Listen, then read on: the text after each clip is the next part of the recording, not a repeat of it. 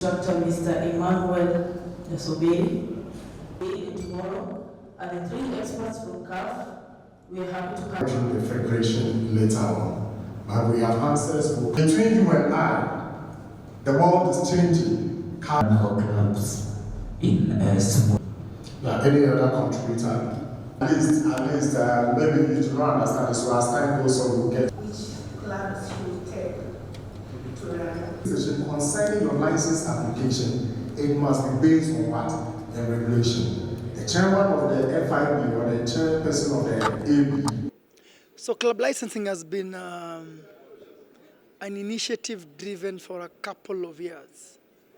By CAF, the whole aim was that club football in Africa, the level of professionalism was too low. The level of development and growth was an issue. We had a few big clubs, and the rest of the clubs really in every country was wanting.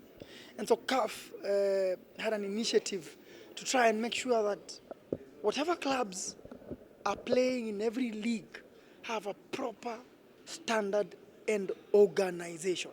This is about organizing your club, professionalizing your club to a level that it's a proper organization. So you will find that how you run your club has a CEO, your club has a technical director, your club has a head coach, your club has all the units that are required to run properly a professional club. Of course, it's expensive, but we have developed since 2016, 2017. Every year, we have made strides, and I can tell you that our Premier League clubs have really done very, very well.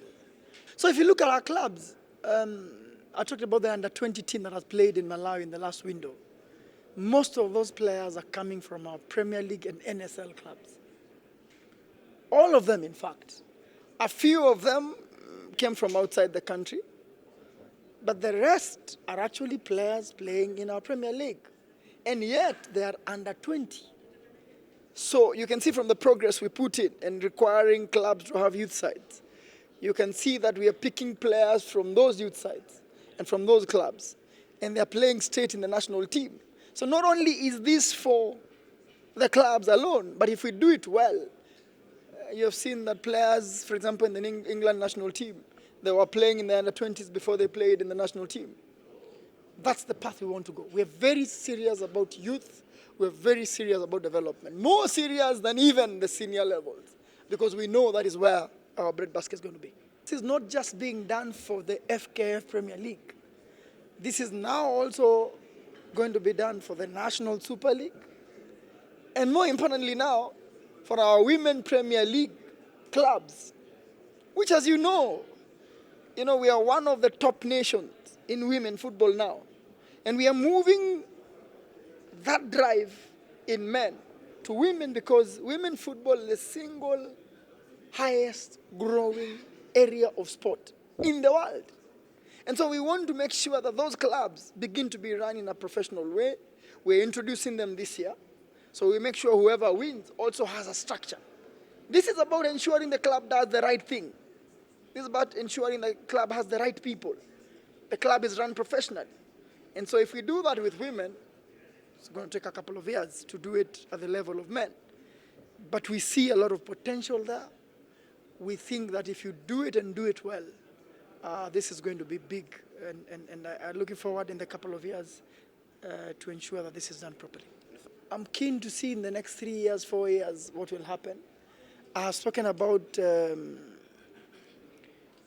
stadium and home matches being played in the next couple of years when this stadium finished being developed. I think every club will play in big stadium, and that will change a lot of things. And those strategies ensure that our game grows, the clubs grow. You have seen now some clubs are even able to sell players outside the country because of the work we've been doing and how now youth is important for us. And I think this is commendable. It's not there, but I think in 2, 3, 4 years, we'll be big. Yeah, in terms of fairness, in terms of transparency, in terms of equality before everything, we must not lose sight of the fact that CAF itself does not grant or reject a license. Everything is left with member associations to implement. and that's so you must do it in the way that CAF has set. You must not do things according to your own wishes. So in terms of fairness, in terms of balance, in terms of equity, it's still there with the member associations. We encourage member associations to, as much as possible, be fair to its members, to its clubs and all that in implementing it. That is why at any point in time, if CAF realizes that the member association is not doing something right, sanctions are imposed on that member association. So throughout the 2 days, 3 days that will be here, we'll be talking about that. We'll be talking about sanctions that we impose on clubs, sanctions that we impose on member associations for not also meeting certain requirements. And so if we realize in Europe, for instance, they have moved from club licensing and added financial fair play. So they're making this very tighter. And it is all geared towards getting the clubs to operate at a level that will become professional.